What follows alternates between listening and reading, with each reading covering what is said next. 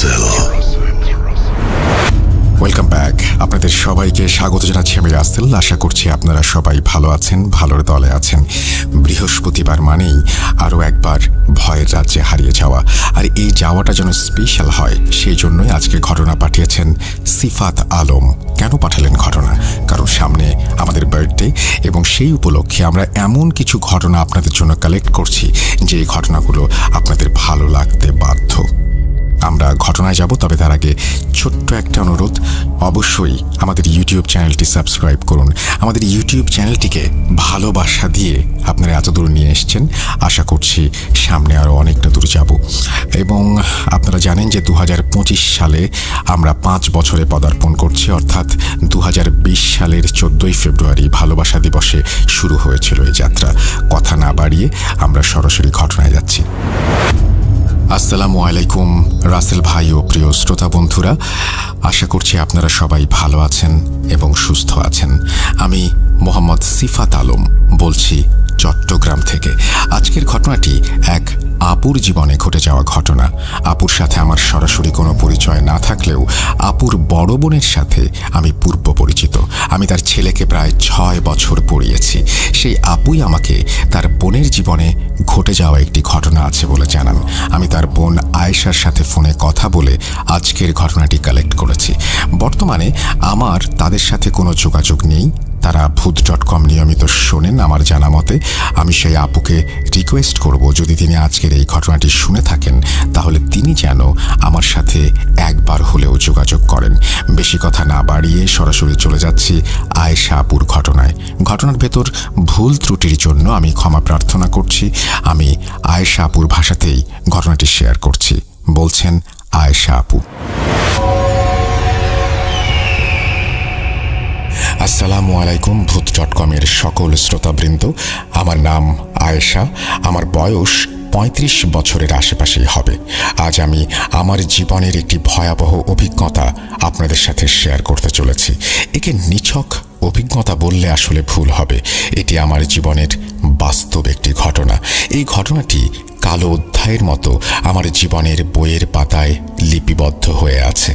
এই ঘটনাটি 2014 সালে আমার সাথে ঘটেছিল এবং এর ফলাফল আজও বিরাজমান। এই কথা কেন বললাম তা আপনারা ঘটনা শুনলেই উপলব্ধি করতে পারবেন। ছোটবেলাতেই আমার বিয়ে আমার আপন খালার ছেলের সাথে ঠিক হয়েছিল। ধীরে ধীরে বড় হলাম আর নিজের শিক্ষা জীবনের দ্বার প্রান্তে এসে পৌঁছে গেলাম। আমার যে খালাতো ভাইয়ের সাথে আমার বিয়ে ঠিক হয়েছিল, তিনি আর আমি দুজনেই ছোটবেলা থেকেই আমাদের বিয়ের ব্যাপারে অবগত ছিলাম। আমরা যখন বড় হলাম তখন একে অপরকে পছন্দও করতে শুরু করলাম। কিন্তু হঠাৎ করেই আমার খালা তার পুরো পরিবার নিয়ে কানাডায় চলে গেলেন। আমি ছোটবেলা থেকেই কোরআন পড়তে বা নামাজ পড়তে খুব একটা আগ্রহী ছিলাম না। এর কারণ আমি জানি না। আমার আব্বু আম্মু আমাকে এই বিষয়টি নিয়ে অনেক বকাঝকা করতেন এবং প্রায় সময়ই আমার সাথে রাগও করতেন। কিন্তু আমি কি করব? অনেক চেষ্টা করেও আমার কোনোভাবেই নামাজ কোরআন এসবে মন বসতো না। আমার খালাতো ভাইয়ের নাম ছিল ফিরোজ, যার সাথে আমার বিয়ে ঠিক হয়েছিল। ফিরোজও খালার সাথেই কানাডা চলে গেল। সেখানে যাবার পর আমাদের দেখা সাক্ষাৎ অব্যাহত ছিল। আমরা প্রতিদিন ভিডিও কলে অনেকটা সময় কথা বলতাম। এই অবস্থা প্রায় 2 বছর ধরে চলতে লাগলো।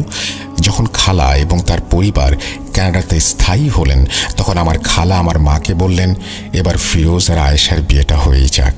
খালার ইচ্ছে ছিল বাংলাদেশেই অনেক বড় আয়োজন করে আমাদের বিয়েটা হবে এবং পরে বেশ ধুমধাম করে কানাডাতেও বিয়ের অনুষ্ঠান করবেন। কিন্তু বিয়ের কথা যখন ঠিক হলো তখন থেকেই আমার মধ্যে অদ্ভুত কিছু ঘটনা ঘটতে শুরু করলো। আমি খেয়াল করতে শুরু করলাম প্রায় প্রতিদিনই আমার ঘুমের মধ্যে বেশ অদ্ভুত কিছু স্বপ্ন আসতে শুরু করেছে। আমি সেসব স্বপ্নে আমার হবু স্বামী এবং তার পরিবারের লোকজনকে অথবা আমার নিজের পরিবারের লোকজনকে মৃত অবস্থায় দেখতে পেতাম। এই স্বপ্নগুলো ছিল খুবই ভয়াবহ। শুধু তাই নয়, এই স্বপ্নগুলোতে আমি দেখতাম আমি মৃতের লাশের কাছে দাঁড়িয়ে আছি এবং জোরে জোরে হেসেই চলেছি। আর স্বপ্নে একটা আওয়াজ আসতো বারবার, সেটি ছিল, এই বিয়ে করো না, পরে অনেক আফসোস করবে। আগে শুধু আমার নামাজ আর কোরআন পড়তে সমস্যা হতো, কিন্তু যেদিন থেকে বিয়ের কথা স্থির হলো সেদিন থেকে কোরআন বা আজান শুনলেও সহ্য করতে পারতাম না। যখন আমাদের বাড়ির পাশের মসজিদে আজান হতো তখন আমি চেষ্টা করতাম অন্য কোনো ঘরে চলে যাবার, যেন আজানের ধ্বনি আমার কানে না পৌঁছায়। মাঝে মাঝে আমি এর জন্য কান বন্ধ করতে কানে আঙুল দিয়েও রাখতাম, যেন এই আওয়াজ আমার কান পর্যন্ত কোনোভাবেই না পৌঁছায়। এছাড়াও যখন আমি আমার ভাই বোন এবং মাকে নামাজ পড়তে দেখতাম, আমার মধ্যে কেমন একটা অস্বস্তি কাজ করত। আমি প্রচণ্ড হিংস্রতা নিয়ে তাদের দিকে তাকিয়ে থাকতাম। তাদেরকে নামাজরত অবস্থায় দেখে আমার প্রচণ্ড রাগ হতো। নাউজুবিল্লাহ। আমি তাদের সাথে কোনো কারণ ছাড়াই ঝগড়া করতে শুরু করে দেই। আমার পরিবারের লোকজনও আমার এই পরিবর্তনগুলো খেয়াল করতে শুরু করেন। তারা ভেবেছিলেন যেহেতু আমার বিয়ের সন্নিকটে এবং আমাকে বাড়ি ছেড়ে অন্য দেশে চলে যেতে হবে, তাই হয়তো বাড়ি ছাড়ার দুঃখ এবং অন্য দেশে চলে যাওয়ার ভয়ে আমি এরকম অস্থির হয়ে আছি। কিন্তু আমি জানি আমার বিষণ্ণতার আসল কারণ বিয়ে বা নিজের ঘর ছাড়া ছিল না। আমার অবস্থা এমন হয়ে গিয়েছিল যে আমি সব সময় সবার সাথে শুধু রাগই দেখাতাম, আর ছোটোখাটো বিষয়ে আমি সবার সাথে কথা কাটাকাটি করতাম। এসবের পরে আবার আফসোসও হতো, কিন্তু যখন আমি এসব করতাম তখন আমার মাথায় আমি যে ভুল করছি সেই চিন্তা একবারের জন্য আসতো না। মাঝে মাঝে এমনও হতো আমি ভাই বোনদের সাথে রাগারাগি করে আবার তা ভুলেও যেতাম। তারা অবাক হয়ে বলতো, এই কিছুক্ষণ আগেই আমি তাদের সাথে চরম খারাপ ব্যবহার করে গেলাম আর এখন অস্বীকার করছি। আসলে আমি কি করছি না করছি সেটা মনেই থাকতো না। স্বপ্নের ব্যাপারটা নিজের মতোই চলছিল। কখনো কখনো একদিনের জন্য স্বপ্ন দেখা বন্ধ থাকতো, কিন্তু তার বাইরে প্রায় প্রতিদিনই আমাকে ওই একই জিনিস বারবার দেখতে হতো।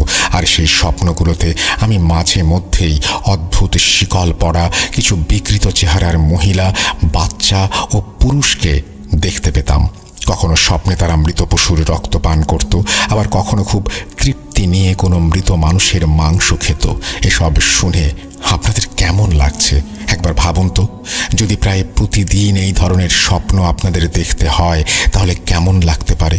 আমি সহজ ভাষায় আপনাদেরকে একটি কথা বলি, যা হয়তো আমার এইভাবে বলা উচিত হবে না, কিন্তু তবুও এই স্বপ্নগুলোর ভয়াবহতা বোঝানোর জন্য আমাকে এই কথাটি বলতেই হচ্ছে। এই স্বপ্নগুলো এতটাই ভয়ঙ্কর ছিল যে একবার দুবার আমার বিছানা পর্যন্ত নাপাক হয়ে গিয়েছে। স্বপ্নের ভয়াবহতা বোঝাতেই আমাকে এভাবে বলতে হলো। আমি আন্তরিকভাবে ক্ষমা প্রার্থী। যত দিন যাচ্ছে আমার বিয়ের সময়টাও কাছে চলে আসছে এবং এই স্বপ্নগুলোর আনাগোনাও বেড়ে চলেছে। একদিন আমি মায়ের কাছে গিয়ে বলেই দিলাম আমি কেমন এক অদ্ভুত বিপদে পড়েছি। আমি তাকে শুধু আমার স্বপ্নের কথাই বলেছিলাম। আমার আজান আর কোরআন পাঠে যে সমস্যা হতো তার কিছুই বলিনি। আপনারা একটু কষ্ট করে এই কথাটি মাথায় রাখবেন। আমাদের বাড়ির গলিতেই একজন মহিলা ছিলেন যিনি হালকা পাতলা ঝাড়ফুঁক করতেন। মা আমাকে সন্ধ্যায় তার কাছে নিয়ে গেলেন। তিনি আমার সমস্যা বোঝার জন্য কিছু আমল করলেন। চেক করার পর বললেন আমি কোনো একটা কিছুতে মনে হচ্ছে যেন আটকে গেছি, তবে এটা তেমন কোনো বিপজ্জনক বিষয় নয়। প্রায়ই নাকি কুমারী মেয়েদের সঙ্গে এমন হয়ে থাকে। তিনি আমার মাকে পড়া পানি দেন আর বলেন যত দ্রুত সম্ভব যেন আমার বিয়ে দেন ওনারা, এতে সব সমস্যা নাকি নিজ থেকেই ঠিক হয়ে যাবে। কিন্তু কথায় আছে অল্প বিদ্যা ভয়ঙ্করী। একজন অদক্ষ ডাক্তার যেমন কারো জীবনের বিপদ ডেকে আনেন, ঠিক তেমন একজন অদক্ষ ধর্মগুরু বিপদ ডেকে আনে ইমানের। তিনি ছিলেন অদক্ষ। তিনি আমার মাকে বলেছিলেন দ্রুত আমার বিয়ে দিতে, কিন্তু আমার মা যদি এর পেছনের আসল কারণ জানতেন তাহলে তাড়াতাড়ি বিয়ে দেয়া তো দূরের কথা, এর বদলে বিয়ে একেবারে বাতিলই করে দিতে চাইতেন। এর কারণ যেসব বিষয়ে আমরা পরে জানতে পেরেছি সেগুলো আমার জীবন প্রায় ধ্বংসই করে দিয়েছিল। দেখতে দেখতে বিয়ের দিন নিকটে চলে এলো। আমাদের পুরো পরিবারের সবাই বিয়ের অনুষ্ঠানে এসেছিল এবং প্রচুর হইচই করেছিল, আনন্দ করেছিল। এমন কোনো অনুষ্ঠান ছিল না যা আমরা করিনি। অনেক ধুমধাম করে বিয়ের অনুষ্ঠানগুলো একে একে চলছিল আমার খালার ইচ্ছে মতোই। পরের দিনটি ছিল শুক্রবারের দিন, আর জুম্মার পরপরই বিয়ের সময় নির্ধারণ করা হলো। কিন্তু জুম্মার নামাজের আগেই আমাদের বাড়িতে যেন কেয়ামত নেমে এলো। আমার খালু অর্থাৎ ফিরোজের বাবা এবং আমার হবু শ্বশুর সেই দিনই জুম্মার নামাজের কিছুক্ষণ আগেই ইন্তেকাল করলেন। খুশিতে পরিপূর্ণ বাড়িটিতে নেমে এলো শোকের ছায়া। আমার মায়ের মনে খালার স্বামীর মৃত্যু শোক তো ছিলই, কিন্তু তার চেয়ে বেশি ভয় ছিল আমাকে নিয়ে। আমার খালা এই বিয়ে ভেঙে দেন কিনা বা পিছিয়ে দেন কিনা সেটা নিয়ে। আবার তিনি এটাও ভাবছিলেন খালার পরিবার আমাকে না আবার অপয়ার ট্যাগ দিয়ে বসেন। আমরা সবাই খুব হতবাক হয়ে গিয়েছিলাম, কেননা আমার খালু, যিনি কিনা 50 বছর বয়সী একজন মানুষ হবার পরও ছিলেন বেশ শক্ত সমর্থ এবং পুরোপুরি সুস্থ। গত রাতেও তিনি বিয়ে উপলক্ষে সবার সাথে অনেক আনন্দ করেছেন। কেউ বুঝতেই পারছিল না সকালে তার সাথে হঠাৎ করে কি এমন হয়ে গেল যে তিনি পরলোক গমন করলেন। পরদিন ছিল খালুর জানাজা। সেদিন থেকে টানা 3 দিন সবাই শোকে কাতর ছিল এবং বিয়ের ব্যাপারে এই 3 দিন কোনো কথাই হয়নি। 3 দিন পরে খালা মাকে বললেন, চলো সাদাসিধেভাবেই বাচ্চা দুটোর বিয়ে করিয়ে ফেলি, তারপর আমরা ক্যানাডাতে ফিরে গিয়ে আয়েশা এবং ফিরোজের বিয়ের অনুষ্ঠান করব বড় করে। খালার মুখ থেকে বিয়ের কথা শুনে আমার মা স্বস্তির নিঃশ্বাস ফেললেন এবং যে বিয়েটা বিশাল আয়োজনের সাথে হওয়ার কথা ছিল সেই বিয়ে মাত্র কয়েকজনের উপস্থিতিতেই সম্পন্ন হয়ে গেল। তারপর খালা আর ফিরোজ ক্যানাডা চলে গেলেন এবং আমি ফিরোজের অপেক্ষায় বসে রইলাম। আমার ক্যানাডার ভিসা আসতে প্রায় 3-4 মাস সময় লেগে গেল। ভিসা চলে আসার পর পরিবারের লোকজন আমাকে এয়ারপোর্টে বিদায় দিতে গেল। ক্যানাডা পৌঁছানোর পর আমি দেখলাম এয়ারপোর্টে ফিরোজের পরিবারের অনেকেই এসেছেন আমাকে নিতে, কিন্তু তাদের মুখ দেখে মনে হচ্ছিল তারা এখনো খালুর শোক থেকে বের হয়ে আসতে পারেননি। অন্যদিকে আমার খালা আর ফিরোজ আমাকে যে সম্মান আর ভালোবাসা দিলেন সেটা হয়তো আমি আমার নিজের পরিবার থেকেও কখনো পাইনি। কিন্তু তারপর যা ঘটল সেটা আমার এবং আমার শ্বশুর বাড়ির লোকজনদের সাথে আমার সম্পর্কের ফাটল ধরাতে শুরু করলো। এমন সব ঘটনা ঘটতে শুরু করলো যা আমাদের দুজনকে একে অপরের প্রতি বিরক্তি ধরিয়ে দিল। একদিন রাতের বেলা আমরা দুজনেই আমাদের ঘরে ঘুমাচ্ছিলাম। হঠাৎ করেই কোনো কিছুর আওয়াজে আমাদের চোখ খুলে গেল। আমরা দুজনেই আওয়াজ শুনে হঠাৎ করে বিছানায় উঠে বসলাম এবং দেখলাম আমাদের ঠিক সামনে রাখা টিভিটি অন হয়ে গেছে এবং তাতে একটি ভয়ঙ্কর সিনেমা চলছে। সেই সিনেমায় একজন মেয়ে হৃদয় বিদারক চিৎকার করছে, যা শুনে আমাদের ঘুম ভাঙে। আমরা দুজনেই অবাক হয়ে একে অপরের দিকে তাকিয়ে রইলাম। তারপর ফিরোজ আমার সাইড টেবিলের দিকে তাকিয়ে দেখল টিভির রিমোট টেবিলের ওপরে রাখা। সে বলল, হয়তো ঘুমন্ত অবস্থায় আমার হাত রিমোটে লেগে টিভি অন হয়ে গেছে। এরপর টিভি অফ করে আমরা আবার ঘুমানোর জন্য শুয়ে পড়লাম। 2 মিনিট পার হলো না, টিভি আবার অন হলো। ফিরোজ কিছুটা বিরক্ত হয়ে টিভির রিমোট দিতে বলল।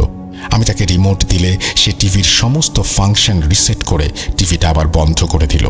আবার কয়েক সেকেন্ড পরেই টিভি কিভাবে যেন নিজে থেকেই অন হয়ে গেল।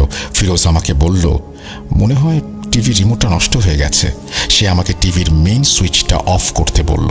আমি তার কথা মতো উঠে গিয়ে টিভির সুইচ অফ করে প্লাগটা সকেট থেকে খুলে আবার বিছানায় এসে শুলাম। কিন্তু যা হবার ছিল তাই হলো। প্রায় 10 মিনিট পর আবার টিভি অন হয়ে গেল। ফিরোজ এবার অনেকটা বিরক্তির সঙ্গে বলল, আমি তোমাকে কি বলেছিলাম? টিভির প্লাগটা সকেট থেকে বের করে দিতে বলেছিলাম না? তুমি এই কাজটাও করতে পারলে না? কিন্তু আমার পরিষ্কার মনে আছে আমি টিভির প্লাগ সকেট থেকে বের করেছি। আমি তাকে বললাম, আমি তো তোমার সামনেই প্লাগটা সকেট থেকে বের করে দিয়েছিলাম। আমার কথা শুনে সে প্লাগের দিকে ইশারা করে দেখতে বলল। প্লাগ তো লাগানোই আছে। সে আমাকে প্রশ্ন করে বসলো, আমি কখন বের করলাম প্লাগ, যার উত্তর আমার কাছে ছিল না। আমি জানি আমি প্লাগ বের করেছি, কিন্তু সেটা আবার কিভাবে সকেটে লেগে গেল আমি জানি না। আমি তাকে আর কিছু বললাম না। এই রাতের বেলা তার সাথে তর্ক করতে চাচ্ছিলাম না, কারণ শ্বশুর বাড়িতে আমি তখনও ছিলাম নতুন। আমি চুপচাপ উঠে তাকে ডাকলাম এবং বললাম, দেখো, আমি তোমার সামনেই আবার সকেট থেকে প্লাগ বের করে দিচ্ছি, তুমি ভালোভাবে খেয়াল করে দেখো। আমি প্লাগ খুলে দিলাম। আশ্চর্যজনকভাবে এরপর টিভি আর অন হলো না। মানে আমার উপরেই দোষটা এসে পড়ল। যদিও ফিরোজ আমাকে এ ব্যাপারে আর কিছু বলেনি, তবু আমার বেশ খারাপ লাগছিল। ওই সপ্তাহেই আমার শাশুড়ি আমাকে আর ফিরোজকে ঘুরতে পাঠিয়ে দিলেন। আমরা দুজন মিলে খুব মজাও করেছি সেই দিনগুলোতে। কিন্তু ওই সময়ের মধ্যেই এমন কিছু ঘটনা ঘটে চলেছিল যার মাধ্যমে আমাকে আমার শ্বশুর বাড়ির লোকজনের সামনে ছোট করা হচ্ছিল। ছোট ছোট কিছু ঘটনা আপনাদের বলি। যেমন ফিরোজ আমাকে পানি আনতে বলতো। আমি তার কথা মতো পানি নিয়ে টেবিলে রেখে আসতাম। কিছুক্ষণ পর সে আমাকে আবার পানি নিয়ে আসার জন্য ডাকতো। যখন আমি তার কথা শুনে দেখতে যেতাম তখন দেখতাম টেবিল থেকে পানি গায়েব হয়ে গেছে। মানে গ্লাসটা তো টেবিলেই ছিল, কিন্তু তার ভেতর পানি ছিল না। প্রথমে মনে হয়েছিল হয়তো তারা আমার সঙ্গে মজা করছে, কিন্তু ফিরোজ অনেক সোজা সাপটা আর ভালো মানুষ। সে আমার সঙ্গে কখনোই এ ধরনের বাচ্চাদের মতো মজা করতে পারে বলে আমার মনে হয়নি। আর তাদের আচরণ দেখেও মনে হচ্ছিল তারা মজা করছে না। আমি মাঝে মাঝে রাতে ছাদে বসে কফি খেতাম। ফিরোজ যখনই অফিস থেকে ফিরত তার কাছে বাড়ির একটা স্পেয়ার চাবি থাকতো। প্রায়ই এমন হতো সে আমাদের ঘরে চলে আসতো এবং আমি আর খালা জানতেও পারতাম না সে এসেছে। এক রাতে আমি ছাদে বসে কফি খেয়ে নিজের ঘরে এলাম। এসে দেখি ঘরটা ভেতর থেকে লক। আমি দরজায় টোকা দিলাম, ভাবলাম হয়তো ফিরোজ কাপড় বদলাচ্ছে। আমি ফিরোজের জন্য কফি আনার কথা ভেবে রান্নাঘরের দিকে ঘুরতে যাব। সাথে সাথেই আমার মনে পড়ে ঘরের ভেতর খাবারের প্লেট রাখা আছে। সেই প্লেট নেয়ার জন্য আমি অপেক্ষা করার কথা ভেবে রুমের দিকে ফিরে আসতেই দেখি রুমের দরজা খোলা। হঠাৎ পেছন থেকে ফিরোজের ডাক শুনে চমকে যাই আর ভয়ে চিৎকার করে তাকিয়ে দেখি সে রান্নাঘরের দিক থেকে আসছে এবং তার হাতে কফির কাপ। আমার চিৎকার শুনে তার হাত থেকে কফির কাপ পড়ে গেল। সে তখন আমার দিকে বিরক্তি নিয়ে তাকিয়েছিল। তারপর হঠাৎ করে সে যেন কোথায় চলে যেতে লাগলো। আমি তার পেছন পেছন দৌড়ালাম। সে ঘর থেকে বের হয়ে রাস্তার পাশে দাঁড়িয়েছিল। আমি সবকিছু ঠিক আছে কিনা দেখতে গেলাম, কিন্তু তার মুখ থেকে কোনো শব্দ বের হলো না। কিছুক্ষণ পর সে বলতে শুরু করলো, কি হয়েছে তোমার? আমি তো তোমাকে আগেই বলে গিয়েছিলাম আমি কফি আনতে যাচ্ছি। তুমি তো বিছানায় শুয়েছিলে। তাহলে আমি কফির কাপ নিয়ে এলে তোমার তো চমকে যাবার কি ছিল? তুমি এত জোরে চিৎকার করলে কেন? আর তুমি দরজার বাইরেই বা কার জন্য অপেক্ষা করছিলে? আমি তার কথা শুনে অবাক হয়ে তার মুখের দিকে তাকিয়ে রইলাম। এ কেমন কথা বলছে সে? আমি কিছুই বুঝতে পারলাম না। সে তো রুমের ভেতরে দরজা লক করে রেখেছিল, তাই আমি কোনোভাবেই আশা করিনি সে আমার পেছন দিক থেকে আসবে। তাই আমি তার আওয়াজ শুনে ভয় পেয়ে যাই। কিন্তু কফি তার হাতে দেখে মনে হলো হয়তো খালা তাকে কফি বানিয়ে দিয়েছেন। আর আমি তো রুমে ছিলামই না, আমি তো ছাদে ছিলাম। তাহলে রুমে সে কাকে শুয়ে থাকতে দেখলো? আমরা দুজনেই খালার কাছে গিয়ে এই পুরো ঘটনা বললাম। খালা চিন্তিত হয়ে গেলেন। তিনি আমাদেরকে শান্ত করার জন্য বললেন, তোমরা হয়তো ভুল কিছু ভাবছো। এসব নিয়ে ভেবো না, নিজের রুমে চলে যাও। কিছু লাগলে আমাকে বলবে, আমি নিজে গিয়ে তোমাদেরকে তা দিয়ে আসবো। এসব ছোটোখাটো ব্যাপার নিয়ে বেশি ভেবো না তো। আমরা দুজনেই অবাক হয়ে আমাদের ঘরে চলে গেলাম। পরের দিন রাতের কথা, রাত ৩টায় আমার চোখ খুলল। আমি উঠে ওয়াশরুমে গেলাম। আমার চোখ কেন জানি না বেশ ব্যথা করছিল। আমি চোখে পানি দিতে গেলাম। যখন আমি ওয়াশরুম থেকে বের হয়ে আসলাম এবং আয়নার দিকে তাকালাম, তখন দেখলাম আমার পেছনে আমারই মতো দেখতে একটা মেয়ে দাঁড়িয়ে আছে।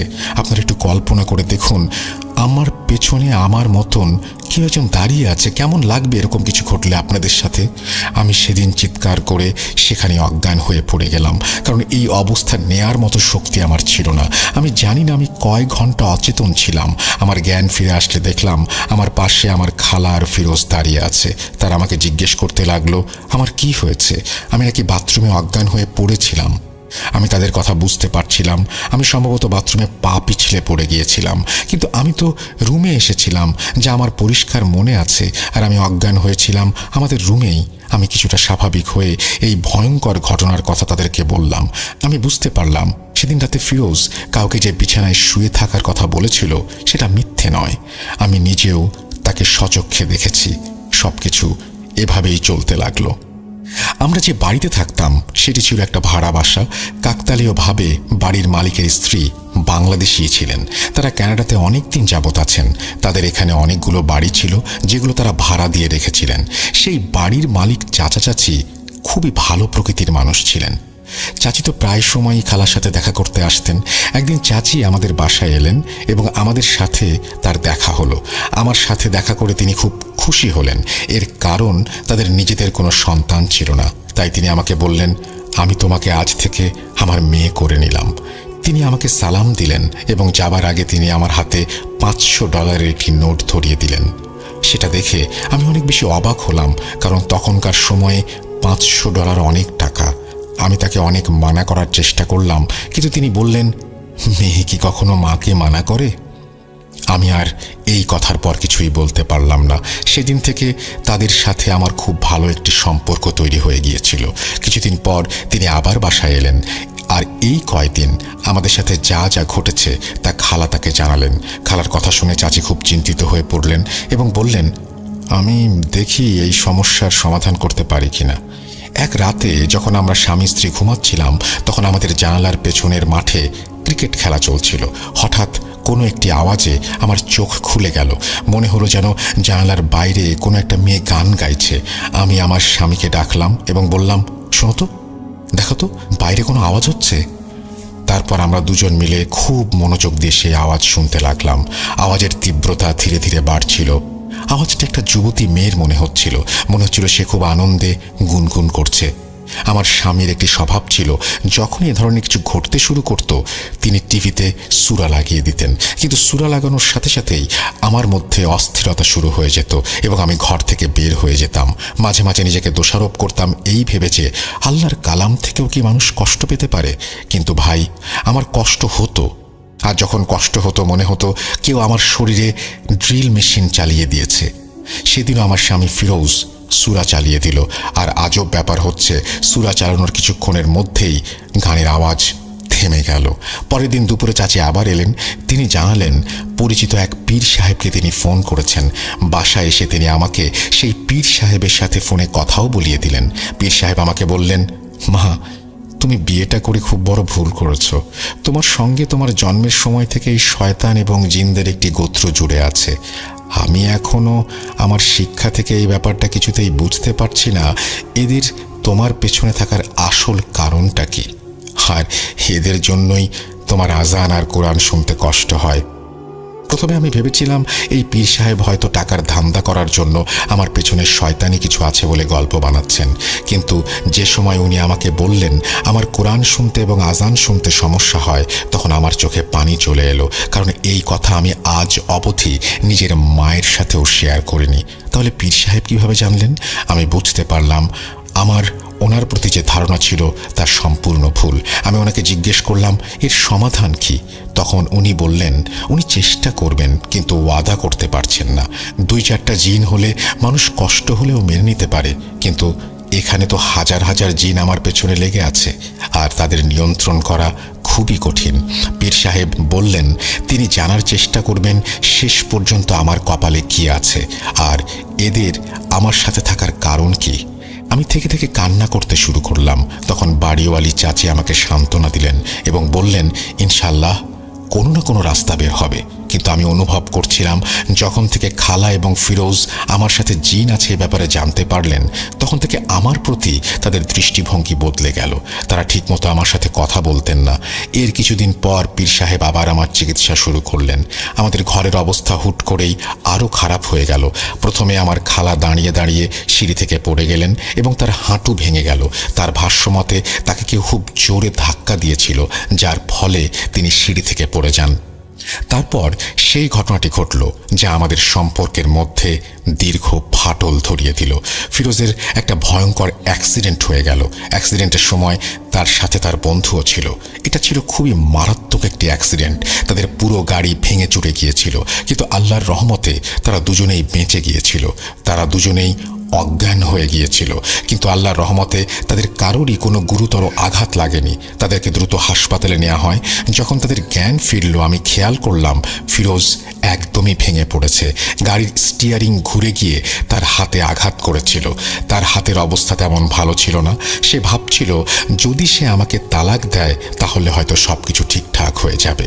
এমনিতেই সে আগে আমার জন্য নিজের বাবাকে হারিয়েছে, এটাই তাদের ধারণা। বাবার মৃত্যুর জন্য ফিরোজ আমাকে দায়ী করল। ছেলের অ্যাক্সিডেন্টের পর থেকে খালাও একদম চুপ হয়ে গেলেন। তিনি মাকে ফোন করে বললেন, বোন, তোমার মেয়েকে ফিরিয়ে নাও। আমরা ওকে আমাদের জীবনে চাই না। আমি কিছুদিনের মধ্যেই তালাকনামা পাঠিয়ে দিচ্ছি। আমাদের তোমার মেয়ের সাথে থাকা সম্ভব না। খালা যখন আম্মুর সাথে ফোনে এই কথাগুলি বলছিলেন, তখন পেছনে বাড়িওয়ালি চাচি ও চাচা দাঁড়িয়েছিলেন। যখন তারা এসব শুনলেন, তখন তারা আমাকে নিজেদের বাড়িতে নিয়ে গেলেন। চাচা এবং চাচি আমাকে বোঝালেন এই মুহূর্তে তারা সবাই অনেক শোকের মধ্যে ডুবে আছে। আমি কয়েকটা দিন যেন তাদের সঙ্গেই থাকি। আল্লাহ কোনো না কোনো রাস্তা তৈরি করে দেবেন ইনশাআল্লাহ। চাচি আবার সেই পীর সাহেবের সাথে যোগাযোগ করলেন। পীর সাহেব বললেন তিনি অনেক চেষ্টা করছেন, কিন্তু এতগুলো জিনকে আমার কাছ থেকে সরাতে পারবেন কিনা তা তিনি জানেন না। তাদের হারাতে পারবেন কিনা তাও তিনি জানেন না, কারণ তাদের সংখ্যা অনেক। তবে তাদের সাথে কথা বলার পর তিনি জানতে পেরেছেন এই জিনেরা কোথাও আমার বিয়ে হতে দেবে না। শুধু এই সম্পর্কই নয়, তারা আসলে চায় না আমার কখনো বিয়ে হোক। চাচি তার পীর সাহেবকে এর পেছনের কারণ জিজ্ঞেস করলেন। আমার বিয়েতে জিনদের কি সমস্যা তা জানতে চাইলেন। তখন পীর সাহেব বললেন, আমি জানি না। তিনি তাদেরকে এই প্রশ্নটা করেননি এমন না, কিন্তু তারা এর উত্তর দেয়নি। যতটুকু কথা পীর সাহেবকে বলেছে তিনি সেটাই আমাদের জানাচ্ছেন। এর বেশি কিছুই তিনি জানেন না। যতক্ষণ পর্যন্ত বিয়ে না করি ততক্ষণ আমি ভালো থাকব, অন্যথায় না। চাচা চাচি বললেন, আমি যেন এখন আর কিছুদিন তাদের বাড়িতেই থাকি। 1 মাস থাকার পর আমি চাচা চাচিকে বললাম আমি বাংলাদেশে ফিরে যেতে চাই। তখন চাচা বললেন, তুমি চিন্তা করো না, আমি ফিরোজের কাম ধরে বলবো সে যেন তোমাকে এসে নিয়ে যায়। আসলে বাড়িওয়ালা চাচা জিন ঘটিত ব্যাপারগুলো নিয়ে তেমন বিশ্বাসী ছিলেন না, তাই তিনি মনে করেছিলেন আমাদের মাঝে হয়তো কোনো ভুল বোঝাবুঝির সৃষ্টি হয়েছে। মাঝখানে একটু মধ্যস্থতা করলেই সব ঠিক হয়ে যাবে। চাচা পরদিন ফিরোজকে নিজের অফিসে ডেকে বললেন, ফিরোজ, তুমি তোমার স্ত্রীকে নিয়ে যাও এবং পুরুষ মানুষের মতো আচরণ করো। খারাপ সময় স্ত্রীর সাথে এভাবে ছাড়াছাড়ি করাটা মোটেও ভালো দেখায় না। চাচা কানাডাতে বেশ প্রভাবশালী ব্যক্তি ছিলেন, তাই ফিরোজ আর তাকে না করতে পারলেন না। ফিরোজ বলল সে তার মায়ের সাথে আলোচনা করে চাচাকে জানাবে, কিন্তু আমার বিবাহিত জীবন ঠিক করতে গিয়ে চাচার বড় ক্ষতি হয়ে গেল। তাদের অনেকগুলো পশুর খামার ছিল। পরের দিন থেকেই তাদের খামারের সব পশুগুলো কোনো কারণ ছাড়াই একে একে মারা যেতে শুরু করলো। প্রায় প্রতিদিনই 2-3টা করে গরু মারা যাচ্ছিল। চাচা এই হঠাৎ বিপত্তিতে খুবই ভেঙে পড়লেন। তিনি চাচিকে বললেন তিনি কিছুতেই বুঝতে পারছেন না কেন প্রতিদিন অকারণেই পশুগুলো মারা যাচ্ছে। তাদের মারা যাওয়ার কোনো কারণই খুঁজে পাওয়া যাচ্ছিল না। এরপর চাচা এবং চাচি পীর সাহেবের সাথে আবার যোগাযোগ করলেন। তিনি নিজ থেকেই বললেন আমার বিবাহিত জীবন ঠিক করার ব্যাপারে যে ব্যক্তি কোনো সাহায্য সহযোগিতা করবে তার বড় ধরনের ক্ষতি নিশ্চিত। এরপর আমার ডিভোর্স হয় ফিরোজের সাথে। আমি চাচা চাচির সহযোগিতায় কানাডাতে স্থায়ী হয়ে গিয়েছিলাম। দেশে ফেরার বদলে আমি সেখানেই নিজের পায়ে দাঁড়ানোর সিদ্ধান্ত নিলাম। চাচা এবং চাচি মানা করলেও আমি সেখানেই একটি ফ্ল্যাট ভাড়া নিলাম। সেখানে আমি অনেক ধরনের কাজ করেছি, কখনো সুপার শপে, আবার কখনো রেস্টুরেন্টে। এর পাশাপাশি আমি উচ্চশিক্ষার জন্য পড়াশোনাও করেছি। এই ঘটনার প্রায় 11 বছর পার হয়ে গেছে। আমি আজও কানাডাতেই আছি এবং একটি স্থানীয় স্কুলে শিক্ষিকা হিসেবে নিযুক্ত আছি। বাংলাদেশেও আমার আর যাওয়া হয়নি। আত্মীয় এবং ভাই বোনেরা তাদের পরিবার নিয়ে ব্যস্ত, তাই আর দেশে ফিরে যাওয়ার ব্যাপারে ভাবি না। বাবা মায়ের ইন্তেকালের সময় শেষবার দেশে গিয়েছিলাম, এরপর দেশে যাওয়া হয়নি। এখন আমার পরিবার বলতে শুধু সেই চাচা এবং চাচি। যখনই নিজের কারো সাথে দেখা করতে মন চায় তখনই সেখানে চলে যাই। অন্যদিকে বিয়ের ব্যাপারে ভয় আমার মধ্যে এত বেশি বেড়ে গিয়েছে, যার ফলে আমি কখনোই দ্বিতীয়বার বিয়ের কথা ভাবতে পারিনি। এই ছিল আমার জীবনে ঘটে যাওয়া সত্য ঘটনা। সবার জীবনের ঘটনা মীমাংসিত হবে তা জরুরি নয়। আমার মতো কিছু কিছু মানুষের জীবনের ঘটনা অমীমাংসিতই থেকে যায়। এই বলে আয়েশা আপু তার ঘটনাটি শেষ করেন। কেমন লাগলো আজকের ঘটনাটি? আশা করছি ভালো লেগেছে। যদি আপনাদের কাছে ভালো লাগে তাহলে আমার ঘটনা উপস্থাপন করা সার্থক হবে। ফিরে আসবো নতুন কোনো ঘটনা নিয়ে, নতুন কোনো এপিসোডে। ততদিন পর্যন্ত সবাই ভালো থাকুন, সুস্থ থাকুন। আসসালামু আলাইকুম। এই বলে সিফাত আলম তার ঘটনা শেষ করেছেন। থ্যাংক ইউ সো মাচ সিফাত আলম, চমৎকার এই ঘটনাটি আমাদের সাথে শেয়ার করার জন্য। যারা কানাডায় প্রবাসী তারা অনেকেই হয়তো এই ঘটনাটি শুনে অনেক ইন্টারেস্টেড হবেন এবং খুঁজে বের করতে চেষ্টা করবেন যে কোন জায়গায় থাকেন বা এরকম সব কিছু। বিদেশ বিমুয়ে এরকম স্ট্রাগল করে বেঁচে থাকায়, এরকম একটা সমস্যা নিয়ে বেঁচে থাকার অনেক ঝক্কি ঝামেলা রয়েছে। আমি দোয়া করি এই সমস্ত ঝক্কি ঝামেলা থেকে যেন মুক্তি পান আয়েশা।